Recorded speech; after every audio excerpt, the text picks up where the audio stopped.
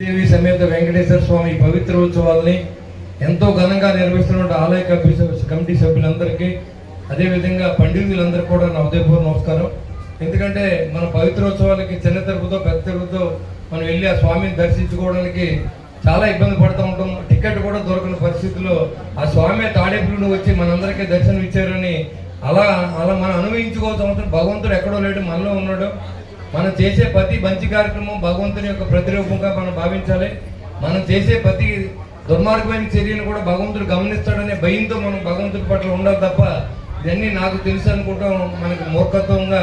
మరి ఈ ప్రచారం ఇది ఇలాంటి హిందూ ధర్మాన్ని కాపాడుకునే బాధ్యతను తీసుకున్నటువంటి చిన్న తిరుపతి వెంకటేశ్వర స్వామి నుంచి ఇక్కడ తీసుకొచ్చి ఇక్కడ మనందరికీ తాడేపూడిలో ఈ కళ్యాణం చేయడం అనే మహాభాగ్యాన్ని కల్పించినటువంటి మన భగవంతుడికి ఎప్పుడు కూడా తాడేపూడి ప్రజలందరూ కూడా ఆయన విశ్వాసంతోనే ఇక్కడ ఎన్ని జబ్బులు వచ్చినా ఎంత కరువు వచ్చినా తాడేపూడికి మాత్రం ఎప్పుడు కరువు లేదు.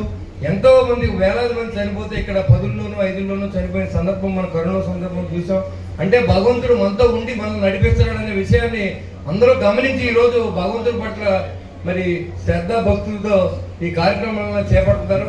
ఖచ్చితంగా మనం ఆ వెంకటేశ్వర దయతో మరి దీన్ని సహకరించిన భక్తులందరికీ పండితులందరికీ ఈ కార్యక్రమాన్ని చూసి వీరందరూ తరించిన భక్తులందరూ కూడా వెంకటేశ్వర స్వామి యొక్క ఆశీస్సులు ఉండాలని మనస్ఫూర్తిగా కోరుకుంటూ నమో వెంకటేశ్వర.